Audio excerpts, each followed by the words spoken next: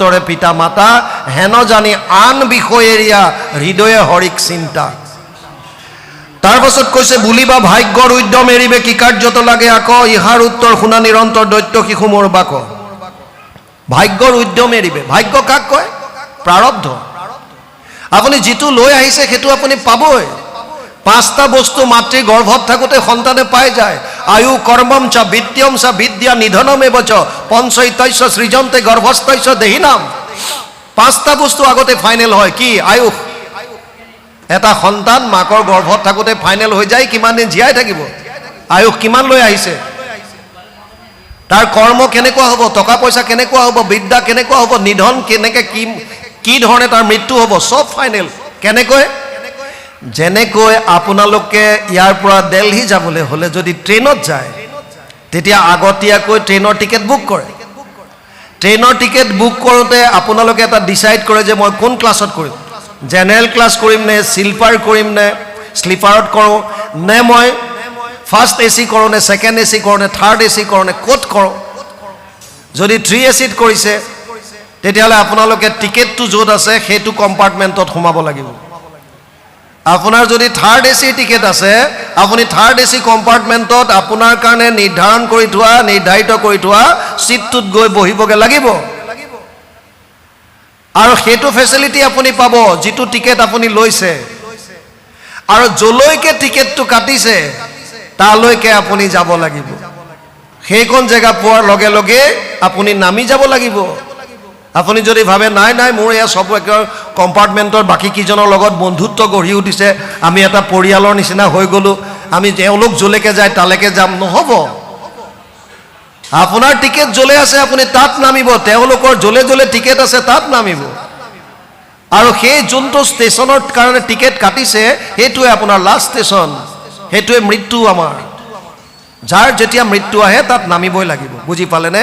সেইকাৰণে সেইটোক লৈ চিন্তা কৰি কি লাভ?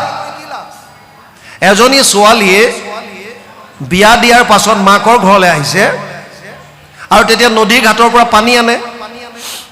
নদীৰ ঘাটটোলৈ গৈছে লগৰ ছোৱালীকেইজনীৰ লগত, আৰু নদীৰ ঘাটটো দেখা পোৱাৰ লগে লগে হুৰা হুৰাই চিঞৰি চিঞৰি কান্দিছে। লগৰ কেইজনী অবাক।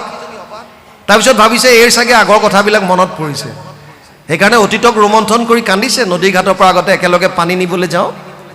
আৰু তাইক সুধিলে, ঐ তই ইমানকৈ কিয় কান্দিছ, তোৰ আগৰ কথা মনত পৰিছে ন? কৈছে নহয়। কিয়? তেতিয়া কি সুন্দৰ কথা কৈছে চাওক। কৈছে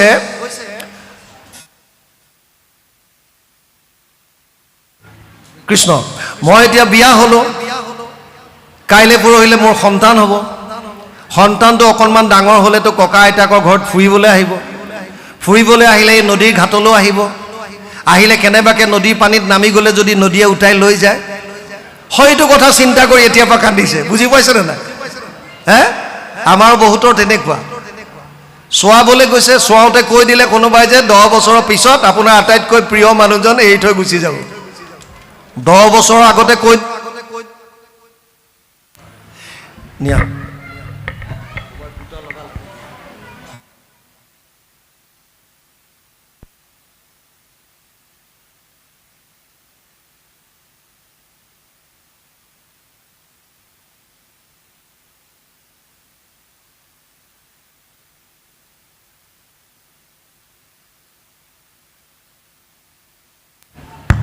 কৃষ্ণ, আমাৰ বহুতে বেলেগক কিবা কিবি গৈ পেলাই চোৱাই বা কিবা কৰে, আৰু তেওঁলোকে যদি কৈ দিয়ে যে 10 বছৰৰ পিছত আপোনাৰ আটাইতকৈ মৰমৰ বস্তু বা ব্যক্তিটো আপুনি হেৰুৱাব, 10 বছৰৰ পাছত কি হ'ব সেইটো কথা চিন্তা কৰি আপুনি এতিয়াৰ পৰা কন্দা আৰম্ভ কৰিছে, দুখ কৰা আৰম্ভ কৰিছে। 10 বছৰৰ পাছত যিটো হ'বলগীয়া আছে সেইটোতো পিছত হ'ব, তাৰ আগতে আপোনাৰ গতি লাগি যাব। বুজি পাইছে নাই? সেইকাৰণে কৈছে ভাগ্যত কি আছে এইবিলাক বাদ দিয়া। 10 বছৰৰ পাছত কি ঘটনা হ'ব এইটো তেতিয়া দেখা যাব, এতিয়াৰ পৰা চিন্তা কৰি কি লাভ আছে? হে, সেইকাৰণে ইয়াত বৰ সুন্দৰ, বহুত তাত্ত্বিক কথা লিখা আছে ইয়াত। সেইকাৰণে কৈছে বুলিবা ভাগ্যৰ উদ্যম এৰিবে কি কাৰ্যে লাগে ইয়াক। আৰু তাৰ পাছত কৈছে পশু শৰীৰতো ইন্দ্ৰিয়ৰ সুখ সমস্ত দেহত পাৱে, পূৰ্বৰ অদৃষ্টে যত্ন নকৰিবে আপুনি আঁখি মিলাৱে। ইন্দ্ৰিয়ৰ সুখবিলাকতো আমি আগতেও ভোগ কৰি আহিছোঁ।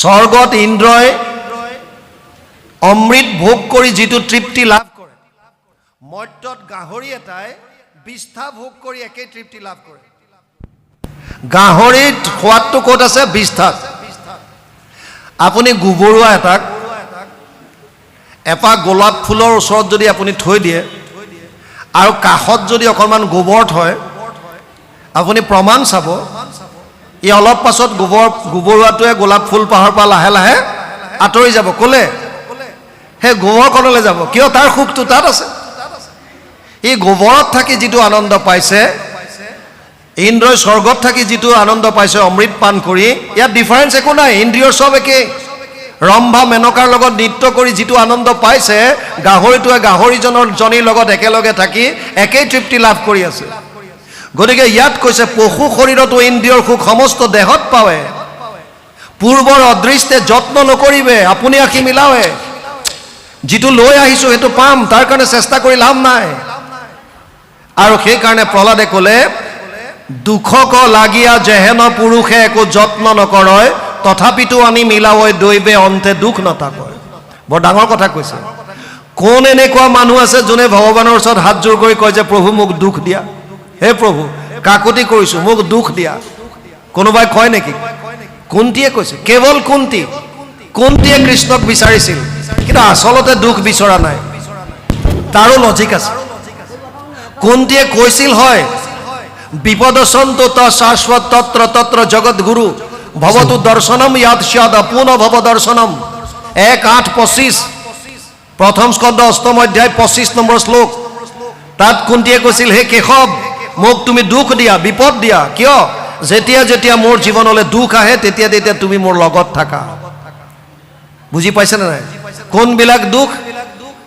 বিষান মহাগ্নে পুৰুষদা দৰ্শনাদ অসৎ সভায় বনবাস কৃষ্ণত মৃদে অনেকো মহাৰথাস্ত্ৰাত দ্ৰৌণী অস্ত্ৰাত হৰি অভিৰক্ষিতা 1:8-24 প্ৰথম স্কন্ধ অষ্টম অধ্যায় 24 নম্বৰ শ্লোক ভাগৱত তাত কুন্তীয়ে কৈছে যেতিয়া দুৰ্যোধনে ভীমক বিষ পান কৰাইছিল যেতিয়া যতুগৃহত জ্বলাই দিছিল অগ্নি যেতিয়া বনত নৰখাদকৰ পৰা অসৎ সভা দ্ৰৌপদীৰ যেতিয়া বস্ত্ৰহৰণ হৈছিল বনবাস কৃষ্ণত বনবাসত থাকোঁতে বিভিন্ন বিপদৰ পৰা বিশেষকৈ দুৰ্বাসাৰ সাপৰ পৰা দ্ৰৌপদীৰ ৰন্ধন পাত্ৰত লাগি থকা শাক অকণমান খাই দুৰ্বাসাৰ ভোগ গুচাইছিল আৰু তেতিয়া তাৰ পৰা সাপৰ পৰা বাচিল কুৰুক্ষেত্ৰৰ যুদ্ধত বিভিন্ন মহাৰথীৰ অস্ত্ৰৰ পৰা আৰু বিশেষভাৱে অস্বস্থমাৰ ব্ৰহ্মস্ত্ৰৰ পৰা প্ৰতিটো বিপদত তুমি চৰায়ে যেনেকৈ দেউকা মেলি সন্তানকেইটাক ৰাখি থাকে তেনেকৈ মোক তুমি ছায়া দি ৰাখি আছিলা আৰু আজি মোৰ সন্তান যুধিষ্ঠিৰ ৰাজাধিৰাজ সম্ৰাট হ'ব বিচাৰোতে তুমি মোক এৰি যাব বিচাৰিছা হে কেশৱ গতিকে মোক এইবিলাক সুখ নালাগে এনেকুৱা বিপদ দিয়া য'ত তুমি মোৰ লগত থাকা কিন্তু আপোনালোকে এটা কথা ভাবি চাওক কৃষ্ণ লগত থকা মানে কৃষ্ণ মানে কোন অলপ আগত আলোচনা কৰিলোঁ কৃষ্ণ মানে দেখোন আনন্দ তাৰ মানে সাংসাৰিক বিপদ যি দিয়া তুমি পৰম আনন্দ মোৰ লগত থাকা সিধা কথা ভিতৰত আপুনি যদি কৃষ্ণক উপলব্ধি কৰে ইয়াৰ ভিতৰত যদি আনন্দটো এবাৰ উপলব্ধি কৰে তেতিয়া বাহ্যিক ধুমুহাই আপোনাক টাচ কৰিব নোৱাৰে সেইকাৰণে কিছুমানে যেনেকুৱাই দুখ নাহক কিয় নিচল হৈ থাকে নিৰ্বিকাৰ হৈ থাকে একো নাই ইমান ফিল নকৰে একেটা ধৰণৰ দুখ বেলেগৰ ক্ষেত্ৰত হ'লে তেওঁলোক ভাগি পৰিব কিন্তু তাৰ বিপৰীতে কিছুমানে সব সহ্য কৰি ল'ব পাৰে কিয় তত্ত্ববিলাক বুজি গৈছে যিটো সত্য যিটো শুদ্ধ এইটো হ'বই ইয়াৰ পৰা কোনো হাত সাৰিব নোৱাৰে সেইকাৰণে ইয়াক কৈছে দুখক লাগিয়া যেহেন পুৰুষে একো যত্ন নকৰয় কোনো যত্ন নকৰে দুখ পাবলৈ তথাপিতো আনি মিলাৱৈ দৈবে তথাপিতো দৈবে আনে কেনেকৈ প্ৰাৰব্ধ যিটো লৈ আহিছে এতিয়া লজিকটো হৈছে প্ৰহ্লাদৰ যে যেনেকৈ মানুহে দুখ নিবিচৰাকে জীৱনলৈ দুখ আহে তেনেকৈ সেহি মতে জানা সুখ মিলে আখি দুখ গুছে তেতিক্ষণে আক লাগি যত্ন কৰিবে নালাগে বিচাৰি দেখিও মনে যেনেকৈ মানুহে দুখ নিবিচৰাকে যদি দুখ আহিব পাৰে তেতিয়ালে সুখ নিবিচৰাকে সুখ আহিব নাই সুখ দুখৰ কাৰণটো আমি যিটো লৈ আহিছো পাপ পুণ্যৰ মিশ্ৰিত কৰ্ম আমি সেইটোক ধিয়াই বহি থাকি লাভ নাই আমাক কৈছে এতিয়া তুমি কৰ্ম কৰা এই কৰ্মটোক বৰ্তমান কৰ্ম বা ক্ৰিয়ামান কৰ্ম বুলি কয় ভৱিষ্যত কৰ্ম বুলি কয় এতিয়া কি কৰিছো এই কৰ্মটোক ভৱিষ্যত কৰ্ম বা ক্ৰিয়ামান কৰ্ম বুলি কয় শাস্ত্ৰৰ ভাষাত ক্ৰিয়ামান কৰ্ম এতিয়া কি কৰিছো এই বৰ্তমানৰ কৰ্মৰাজি যদি আমি কৃষ্ণত একান্তভাৱে ভক্তি হৈ কৃষ্ণত একান্তভাৱে যদি ভক্তি ৰাখি একান্তভাৱে সমস্ত কৰ্ম যদি তেওঁৰ চৰণত অৰ্পণ কৰি আমি যদি দৈনন্দিন জীৱন পাৰ কৰি গৈছো তেতিয়াহ'লে আগতে কি লৈ আহিছো সেইটো বাদ দিয়ক এতিয়াৰ কৰ্মৰাজিয়ে আপোনাৰ সঞ্চিত কৰ্ম ব্লাষ্ট কৰাই আপোনাক পৰম গতি দি দিব বুজি পালেনে সেইকাৰণে কৈছে যেনেকৈ দুখক লাগি মানুহে চিন্তা নকৰিলেও দুখ পায় তেনেকৈ সুখক নিবিচৰাকৈ সুখ পাব পাৰিব ইয়াৰ কাৰণে চিন্তা কৰি লাভ নাই আৰু এটা দুইটা বস্তুৰ এটা ডাঙৰ বস্তু এটা বুজি লওক সুখ আৰু দুখ ইয়াত এটা আখৰ কমন আছে দুইটা কোনটো আখৰ সুখ দুখ এটা আখৰ কমন আছে দুইটাতে সুখতো আছে দুখতো আছে কোনটো আছে আখৰ কি আখৰ খটো সুখ দুখ তাৰমানে এই খটোৱে যৎকুটৰ খায় এই খটোতে আচল বস্তু সোমাই আছে কাৰণ সি সুখতো আছে দুখতো আছে সুখ দুখ এই তাতে আছে খেলি মেলিটো খটোতে আছে খ মানে কি বুজাইছে সংস্কৃতত খ মানে আকাশক বুজায় এটা ইয়াত আকাশৰ লগত কোনো লিংক নবহে এটা খ শব্দটোৱে ইন্দ্ৰিয়ক বুজাইছে ইয়াত ইন্দ্ৰিয়বিলাক বুজাইছে খটোৱে তাৰ মানে এনেকুৱা এটা পৰিৱেশ সৃষ্টি হয় যিটো পৰিৱেশ আমাৰ ইন্দ্ৰিয়বিলাকৰ অনুকূল বিচৰা ধৰণে হয় সেইটোক আমি কি বুলি নাম দিছো সুখ আৰু যদি সেই পৰিৱেশটো আঁতৰি যায় তেতিয়া কি হ'ব দুখ আকৌ কেতিয়াবা যদি এনেকুৱা এটা পৰিৱেশ আপোনাৰ ওচৰত আহিল যিটো আপুনি বিচাৰি আছিল আপোনাৰ ইন্দ্ৰিয়বিলাকে শুনিব বিচাৰিছে চাব বিচাৰিছে স্পৰ্শ কৰিব বিচাৰিছে যিটো বিচাৰিছে সেইটো পাই গ'ল তেতিয়া কি বুলি ক'ব সুখ আৰু যদি সেই পৰিৱেশটো আঁতৰি গ'ল তেতিয়া দুখ তাৰ মানে সুখ দুখৰ কনচেপ্টটো কিনো এটা আহিলে ভাল লাগে সেইটো সুখ আঁতৰি গ'লে বেয়া লাগে সেইটো দুখ আকৌ এটা আহিলে বেয়া লাগে সেইটো দুখ আঁতৰি গ'লে ভাল লাগে সেইটো থাকিল কি ইয়াত এটা আহিলে ভাল লাগে এটা আঁতৰি গ'লে ভাল লাগে এটা আহিলে বেয়া লাগে এটা আহিলে ভাল লাগে মানে ঘটনাটো কি সুখ দুখ সব মিছা সুখৰ দুখৰ জানা মনে সে কাৰণ মনৰ সংস্কাৰে আচৰণ কৰ্মগণ বুজি পালে বাপ কিবা ক'ব নেকি কওক কৃষ্ণ অপৰাধ হ'লে ক্ষমা কৰিব হয় কৃষ্ণ আমি প্ৰশ্ন এভাগ কৰিব বিচাৰিছোঁ আমাৰ মনৰ কথাহে দেই কৃষ্ণ জগত সংধৰি সুধি আছা নাৰায়ণ প্ৰথম নিশ্বাসে বাজা ভৈৰৱ দগন নহয়নে বাৰু প্ৰভু ভগৱন্তৰ নিশ্বাসৰ প্ৰথম নিশ্বাসতে বেদ সমস্ত বাঢ়ি গৈছে আকৌ ইফালে লিখিলে চতুৰ্বিংশতি অৱতাৰত মৎস্যৰূপে অৱতাৰ ভৈলা প্ৰথমত উধাৰিলা বেদপ্ৰভু প্ৰলয় জলত কৃষ্ণ পুৰাণত আপুনি ইয়াৰ উত্তৰটো পাব যেতিয়া প্ৰলয়ৰ সময়ত প্ৰলয়ৰ সময়ত কেৱল জলত নাৰায়ণ নৰৰূপী নাৰায়ণ যেতিয়া তাত থাকে তেতিয়া পুৰাণত এই কথাটো আহিছে যেতিয়া নিশ্বাসত বেদসমূহ বেদ মানে কি জ্ঞান যেতিয়া সেই জলত নিমগ্ন হৈ যায় তেতিয়া মৎস্যৰূপে সেইখিনিক উদ্ধাৰ কৰে বুলি পেলাই বস্তুটো তাত আছে আকৌ হয়গ্ৰীৱে এবাৰ লৈ গৈছিলে তেতিয়াও উদ্ধাৰ কৰে বুলি এবাৰ আছে সেইকাৰণে দুটা ক্ষেত্ৰত পায় কিয়নো কাৰণ আমাৰ যুগবিলাকতো ক্ৰমাগতভাৱে গৈ আছে এইটো গম পাইছে না এইটো এবাৰেইটো নহয় সত্য যুগ যে এবাৰ আহিছে তেনেকুৱা নহয় বা দ্বাপৰ যে এবাৰ আহিলে তেনেকুৱা নহয় গতিকে এইটো ক্ৰমাগতভাৱে গৈ আছে সেই তাত প্ৰথমতে সেইকাৰণে কৈছিল যে নিশ্বাসত বাজ হোৱা এই জ্ঞান প্ৰলয়ৰ জলত গৈ পেলাই পৰি যাওঁতে তেতিয়া সেইখিনিক উদ্ধাৰ কৰি পেলাই ব্ৰহ্মাক পুনৰ দিছিল এই কথাটো কৈছে কৃষ্ণ কৃষ্ণ মই প্ৰশ্ন এটা সুধিব বিচাৰিছোঁ বাপ আমাক ঘোষাত পাইছোঁ মই যিটোজনে কৃষ্ণ কথা বিচাৰে সময় মনে ধৈৰ্য ধৰি ক্ষণৰ কথা কয় যত তীৰ্থ স্নান দান দেৱপ্ৰীতি জাগযোগ যোগাদিৰ ফলকা পায় তাৰপৰা আকৌ ভাগৱত তাৎপৰ্যত পাইছোঁ মহাপাতকেও কৰি হৰিক ভজয় কৃষ্ণক একনমিক ভৈল পুই নিহালি হিউ পবিত্ৰ কাৰিকো কৰয় পবিত্ৰ এতিয়া প্ৰথম কথা হ'ল কি আমাৰ আগম শাস্ত্ৰতে থকা বা পাইসকলে হওক বা আমাৰ নিগম শাস্ত্ৰতে থকা বা পাইসকলে হওক মোৰ বোধ হয় যে এজনো কৃষ্ণৰ নাম নোলোৱা এই পৃথিৱীত মানুহ নাই আৰু তাৰ পিছত ক'লে যে মহাপাতকেও কৰি হৰিক ভজয় কৃষ্ণক একনমিক মহাপাপীজনো যদি এক নিয়মিক কৰি তেওঁ পবিত্ৰকাৰীকো পবিত্ৰ কৰিব পাৰে তেতিয়াহ'লে কি বোলে সদায় সদায় নাম লৈ বেছি পবিত্ৰ হৈনো কি লাভ আছে এজন পাপীও যদি অকণমান হেৰি ঈশ্বৰৰ গুণ গাই যদি মহাপাতক কৰি হৈ পবিত্ৰকাৰীকো কৰয় পবিত্ৰ। আপোনাৰ কথাটো বুজি পালোঁ। মই ভাগৱতৰে আপোনাক উত্তৰ দিছোঁ, মই নিজৰ কমেণ্ট খুব কম দিওঁ। যমৰাজে কৈছিল ৰামকৃষ্ণ নাম যিটো লয় একবাৰ কোটি জনমৰ পাপ ভস্ম হয় তাৰ। আপোনাৰ কথাটো সেইটোৱে। যদি কোটি জনমৰ পাপ এবাৰ যদি নাম ল'লে ভস্ম হয়, তেতিয়া সদায়নো নাম লৈ কি লাভ? বুজি পাইছে নাই? যদি এবাৰ নাম ল'লে, বাপেও সেইটোৱে কৈ আছে, যদি এবাৰ নাম ল'লে যদি আমাৰ কোটি কোটি জনমৰ পাপ ভস্ম হয়, তেতিয়ানো সদায় নাম ল'বলৈ কিয় কৈছে? পাতে কৰ বাসনাৰ ক্ষয়ৰ নিমিত্তে সততে নামক সুমৰিবে লাগে নিতে। ইয়াৰ উত্তৰ ভাগৱতত আছে, 6ষ্ঠ স্কন্ধ অজামিল উপাখ্যান। যিটো বাসনা মনলৈ আহে বেয়া কাম কৰাৰ, সেই বাসনাটো নষ্ট কৰিবৰ কাৰণে আপুনি এতিয়ালৈকে যিখিনি কৰিলে, ৰামকৃষ্ণ নাম ল'লে, এইটো শেষ হ'ল, বেলেগ কথা। আকৌ যে মনলৈ বেয়া ভাৱ আহিব। আমি বহুতে ভাবোঁ যে মই ইন্দ্ৰিয়ৰ দ্বাৰা একো বেয়া কাম কৰা নাই, কিয় মই 5টা জ্ঞানেন্দ্ৰিয়ক দমন কৰিছোঁ, 5টা কৰ্মেন্দ্ৰিয়ক দমন কৰিছোঁ, কিন্তু যদি মনেৰে বেয়া কথা ভাবি আছে, তেতিয়া সেইটো পাপ। এই মনৰ বাসনাবিলাক, বেয়া ভাৱবিলাকক দমন কৰিবৰ কাৰণে মনটো এটাই, মনটো আপুনি ক'ত লগাই থৈছে? যদি আপুনি বেয়া কথাত লগাই থৈছে, সংসাৰত লগাই থৈছে, তেতিয়াহ'লে মন সেইফালে গুচি যাব। মনলৈ 24 ঘণ্টাত 1200ৰ পৰা 60,000টা চিন্তা, ইয়াৰে শতকৰা 80টা বেয়া চিন্তা, কেৱল শতকৰা 20টা ভাল চিন্তা। গতিকে মনটো যদি কৃষ্ণত লগাই থয়, তেতিয়া আপোনাৰ মনলৈ বেয়া কথা অহাৰ সুবিধাই নাই। বুজি পাইছেনে নাই? সেইকাৰণে সদায় ৰাম নাম ল'বলৈ দিছে। এবাৰ নাম ল'লে হয়, ইয়াত কোনো ডাউট নাই। ৰামকৃষ্ণ নাম যিটো লয় একবাৰ কোটি জনমৰ পাপ ভস্ম হয় তাৰ, ইয়াত কোনো সংশয় নাই। বলকি ইয়াৰ এটা সুন্দৰ এটা উদাহৰণো আছে। ৰাজস্থানত দুজন ভাই ককাই আছিল।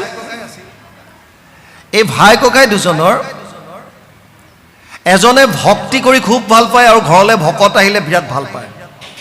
ককায়েকজন ইয়াৰ সম্পূৰ্ণ বিপৰীত, ভকতক দেখিব নোৱাৰে, দেখিলে নিন্দা কৰে আৰু বিভিন্ন ধৰণৰ ঠাট্টা মস্কৰা কৰে। এদিন যিজন ভকত, এই ককায়েকজন ওপৰত থাকে, যিজনে ভকতক দেখিব নোৱাৰে, তলত থাকে যিজন ভকত, সেইজন কেইজনমান সন্ত তেওঁৰ ঘৰলৈ আহিল। হৃষ্টপুষ্ট, 6.5 ফুট 7 ফুট ওখ, সুন্দৰ সন্ত, আৰু একদম শৰীৰ পূৰা প্ৰজ্বলিত হৈ আছে, যেন মুখৰ পৰা ৰশ্মি বাজ হৈ আছে। তেওঁলোকক দেখাৰ লগে লগে ভকতজনে অতি আনন্দিত হ'ল আৰু আগবাঢ়ি গৈ পেলাই চৰণ ধুৱাই পেলাই সেৱা কৰি পেলাই গৃহলৈ আনিলে। প্ৰভু সমস্ত আমাৰ আপোনালোকৰ পদধূলা আমাৰ অকণমান গৃহত দিয়ক। ওপৰৰ পৰা ককায়েকে দেখা পালে আৰু ককায়েকে চিধা গালি কৰে যে এতিয়া কাম বন নাই, এতিয়া এনেই আহিছে খালি ভক্তিৰ নামত এনেকৈ খালি চুলুং পুতুং ইটো সিটো কৈ ফুৰে, ই ঘৰত যাব সি ঘৰত যাব, খাবলৈ বিচাৰিব, এই কাম নাই, বিৰাট গালি পাৰিছে বিভিন্ন। সন্তকেইজনে সুধিলে এওঁ কোন? বোলে মোৰে দাদা, আপোনালোক আহিছে যদি অকণমান কৃপা কৰক, কাৰণ ভকতৰ দৰ্শন অথলে নাযায়, অকণমান কিবা কৃপা কৰি যাওক। বোলে নাই, আহিছোঁ যেতিয়া চেষ্টা কৰিম। আৰু সন্তজন ওপৰলৈ ষ্টেয়াৰ কেছেদি উঠাৰ লগে লগে ককায়েকে গম পালে যে মোৰ ওচৰলৈকে আহিছে। সি পটকৈ ৰুমৰ ভিতৰত সোমাই পেলাই গালি পৰা আৰম্ভ কৰিছে, হুক বন্ধ কৰি দিলে। সন্তজন হৃষ্টপুষ্ট, গতিকে বাহিৰৰ পৰা দুৱাৰত ভুকুৱাই কৈছে দুৱাৰ খোল, নহ'লে দুৱাৰ ভাঙি হ'লেও সোমাম, আহিছোঁ যেতিয়া আজি তোক কৃপা কৰিমেই, ৰক্ষা নাই, জোৰ জবজ। তাৰপিছত যেতিয়া খোলা নাই, একদম জোৰতকৈ ধাক্কা মাৰি দিলে, সি তলত বাগৰি পৰিল ভিতৰত, আৰু ওপৰত সন্তজন বহি লৈ তাৰ ডিঙিত চেপা মাৰি দি কৈছে ৰাম নাম ল, ৰাম বুলি উচ্চাৰণ কৰ। সি কৈছে ৰাম ল, ৰাম নাম ল, আৰু উচ্চাৰণ কৰিলে শেষত প্ৰাণৰ পৰা বাচিবৰ কাৰণে উপায়ন্তৰ হৈ ক'লে ৰাম ৰাম, বোলে বছ হৈ গ'ল। তই খালি এটা কথা মনত ৰাখিবি, এতিয়া তই যিটো ৰাম নাম ল'লি, যদি কেতিয়াবা এনেকুৱা পৰিস্থিতি আহি যায় যিটো সময়ত তোক এই ৰাম নামৰ বিনিময়ত কোনোবাই কিবা দিব বিচাৰিব, তই নল'বি পটককৈ, এইটো মনত ৰাখ খালি, বছ হৈ গ'ল। আৰু ভকতকেইজন গুচি গ'ল। ভায়েকক কৈ গ'ল যে চিন্তা নাই, পৰম গতি লাভ কৰিব, প্ৰভুৱে কৃপা কৰিব, আৰু সেই বুলি গুচি গ'ল। কিছুদিনৰ পিছত মদ ভাং চব খাই থাকে, লিভাৰ কিডনী চব ফেইল, গতিকে গ'ল, প্ৰাণ গ'ল। যমলোকত যোৱাৰ লগে লগে যমে চিত্ৰগুপ্তক মাতি ক'লে ইয়াৰ চা ৰেকৰ্ডবিলাক উলিয়া, আৰু খাতা পত্ৰ উলিয়াই পেলাই চালে, ছাৰ্ভিচ বুক চেক কৰি পেলাই ক'লে যে এইটোতো গোটেই জীৱনত চব পাপ কামেই কৰিলে, কেৱল মাত্ৰ সন্তৰ সংগ পাই এবাৰ মাত্ৰ ৰাম নাম লৈছে। তাক ক'লে যে তোৰ গোটেই জীৱনটো অপৰাধে পাপে, তই নৰকত যাব লাগে, কিন্তু অলপ সময়ৰ কাৰণে স্বৰ্গপ্ৰাপ্তি হ'ব তোৰ, তই ৰাম নাম ল'লি যে। এতিয়া এটা কথা ক, তই আগতে কোনটো ভোগ কৰিবি? ৰাম নাম ভোগ কৰিবি, মানে স্বৰ্গৰ ফুল ভোগ কৰিবি, নে তই তলত যাবি? আৰু তেতিয়া ক'লে